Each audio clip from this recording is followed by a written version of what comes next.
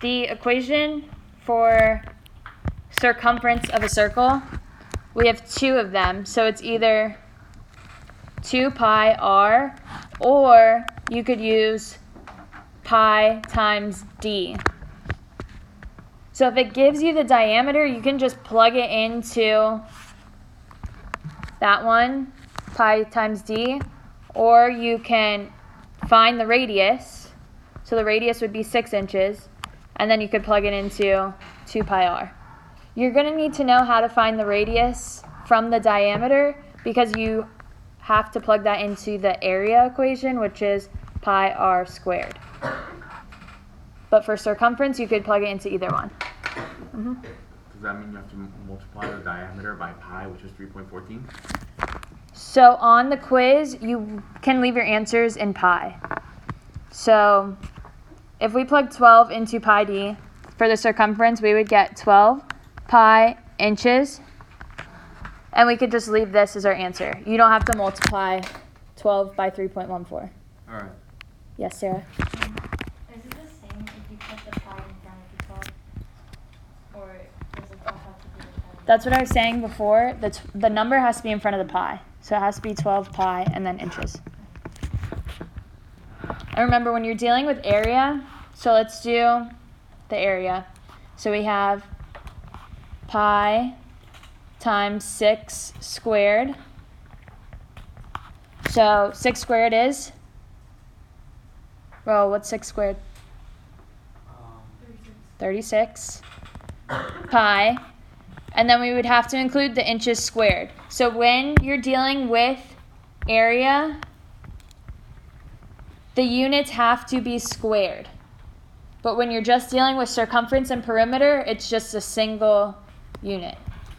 Okay?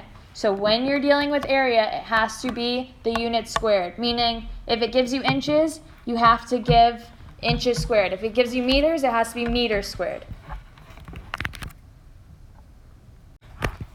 So let's look at the rectangle. What's the formula for perimeter of a rectangle? So 2L plus 2W. So 2, what's our L? 4 plus X. Plus 2, what's our W? 6X. Guys, for this one, it doesn't matter which one you use for length or width. You'll get the same answer, okay?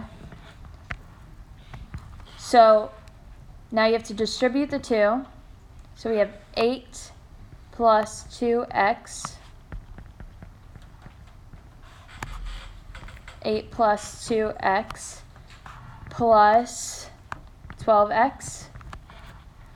So we would have 8 plus 14x feet.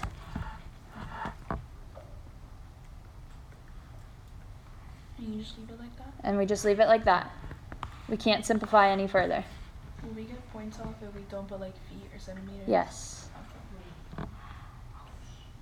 Don't forget to put the feet. If the problem gives you feet, you have to put feet in the answer. So what's the formula for area of a rectangle? Length times width. So what's our length? So we have 4 plus x times 6x. You'll get the same answer if you put 6x times 4 plus x. It doesn't matter which one you use for length and which one you use for width. So now we distribute the 6x to both things in the parentheses. So we have the area is equal to, what's 6x times 4? 24x plus, what's 6x times 6? 6x times x. 6x squared.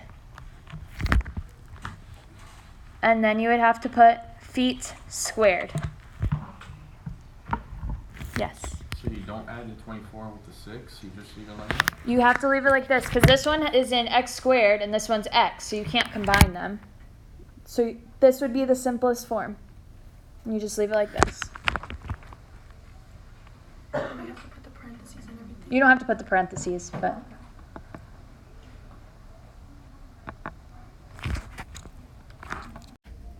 Okay, so for area of the triangle, the equation we would use would be 1/2 base times height. So 3x plus 2 would be our base, 7x would be our height. So the area is equal to 1/2 3x plus 2 times 7x. So now we could either distribute out the 1/2 first, or we can multiply the 7x and distribute that. So let's distribute the 7x. So we would multiply it by the 2 and by the 3x. So we just drop down the 1/2, and then 7x times 3x would be 21x squared, plus 7x times 2 would be 14x.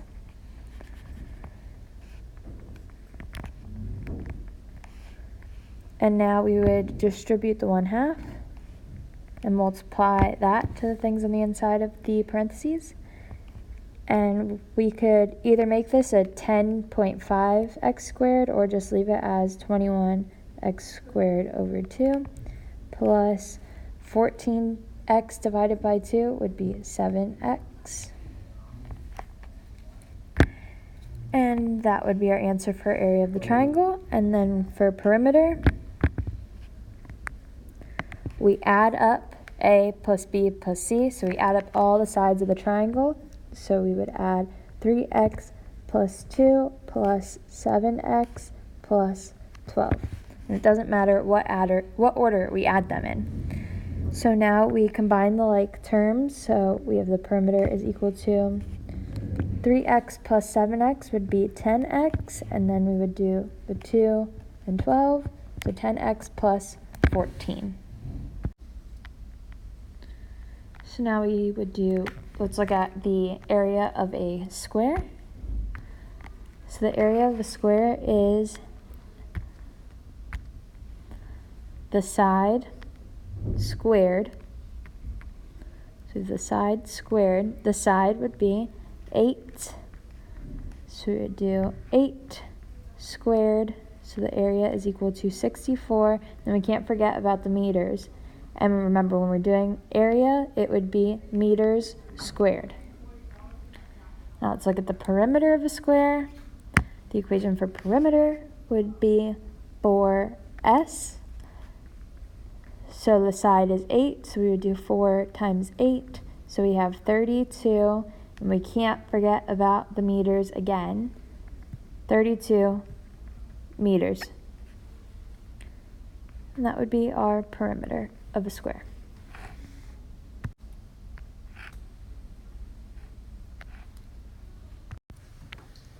So K is the midpoint of HL. H has coordinates of 1, -7, and K has coordinates of -2, 5. Find the coordinates of L. So K is our midpoint. So what formula would we use?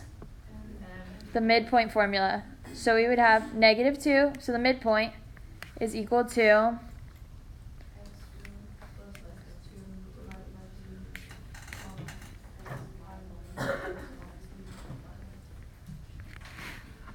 okay, and we have the coordinates for H. So H can be our first point, so we'll call 1 x1 and -7 y1. And L will be our second point, so we will call these points x2 and y2. So we can plug in the coordinates for x1 and y1. So we'll plug in 1 here, and plug in -7 here. So we have the x coordinate for the midpoint and the equation to find the x coordinate. So we would set the x coordinate equal to the equation. Okay? So we would take -2 and set that equal to 1 plus x2 over 2. Now we have to find what x2 is all by itself. So we would multiply 2 on both sides to get rid of the 2 on the denominator. So we would have -4, which is equal to 1 plus x2. What would we do next? So we would subtract 1 from both sides, and we would have negative 5 is equal to x2. So we can cross this off and put negative 5. So now let's find y2. What would we do? Wouldn't it be positive 4 because it's negative 2 times negative 2? It's negative 2 times 2. Because we're trying to get rid of the 2 on the bottom here. So we're multiplying both sides by 2. So negative 2 times 2 would just be negative 4. Okay, now let's try to find y2. What would we do? How do we set up the equation? Right, so we do 5 is equal to this equation, which this is negative 7. So we do 5 is equal to negative 7 plus y2 over 2. So now we do the same thing again. To get rid of the 2 on the denominator, we multiply 2 to both sides of the equation, so these cancel out. So we have 10 is equal to negative 7 plus y2. What would we do next? So now we add 7 to get the y2 all by itself. So we have 17 is equal to y2. So we can cross this one out and put 17. So we know our coordinates for L would be negative 5, comma 17.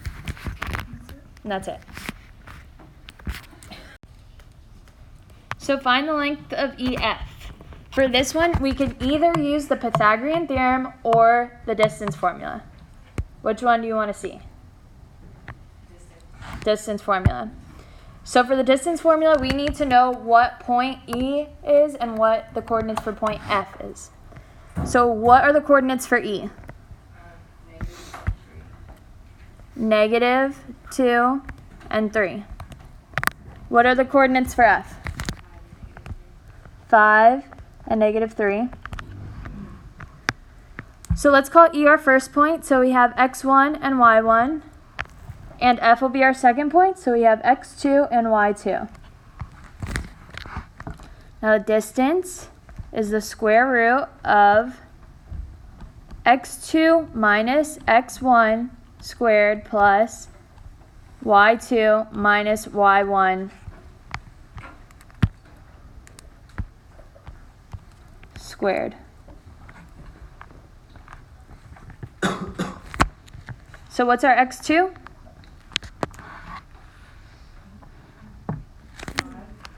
5 minus, what's x1? Negative 2. So it'd be squared plus, what is y2? Negative 3 minus, what's y1? 3 squared. So what is 5 minus negative 2? 7, right? Because this becomes a big plus sign. So we have 7 squared plus, what is negative 3 minus 3? Negative 3 minus 3 would be negative 6 squared. So if we're looking at a number line, I had to do this with EF period too, so, or FG. They thought it was 0. So I'm using this as a number line. So we have negative 1, negative 2, negative 3, negative 4, negative 5, negative 6. If I am at negative 3, and if I were adding 1, which direction would I go? I'm adding 1 to negative 3, so I'm getting bigger, so I would go to the right. But if I'm subtracting 3 from negative 3, I would go to the left 3. So I would get negative 6. Okay? So what's 7 squared? 49. What's 6 squared? Negative 6 squared is 36. So D is equal to, what's 49 plus 36? 85. So D is equal to the square root of 85. And that is our length for EF. So we could also use the Pythagorean Theorem to do this one. So do that in green.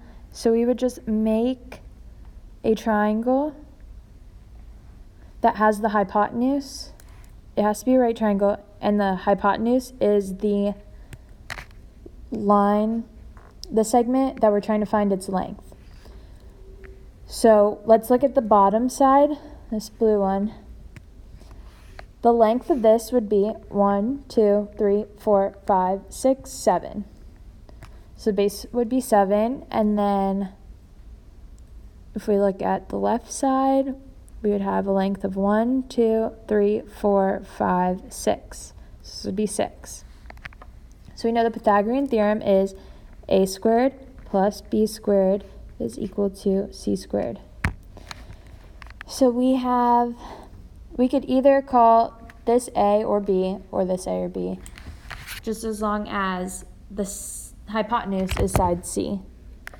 So let's say that 7 is our a, so we have 7 squared plus 6 squared is equal to c squared.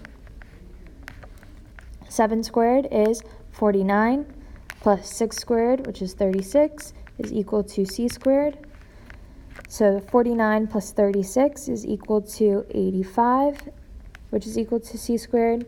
So in order to get the c all by itself, since right now it's c squared, we would have to take the square root of both sides. So this cancels out, so we're just left with c now is equal to square root of 85. So we get the same answer that we did as when we did the distance formula. So this is just two different methods of finding the same thing. We are finding this length of EF. Again, lastly, we can go back to the top one on the page. Find the coordinates of the midpoint MN with endpoints M and N. So this one, it gives us both the endpoints.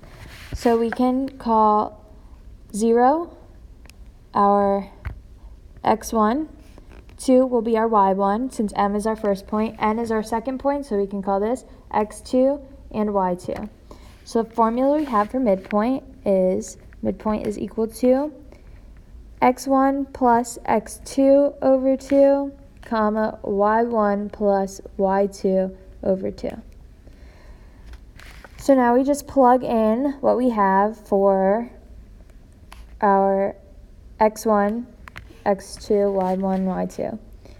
So we have x1 is 0 plus x2, which is negative 8 over 2, and then y1 is 2 plus y2, which is 4 over 2, and this would be 0 plus negative 8 is negative 8 over 2, and 2 plus 4 is 6 over 2, so the midpoint would be the point with coordinates negative 4, comma 3.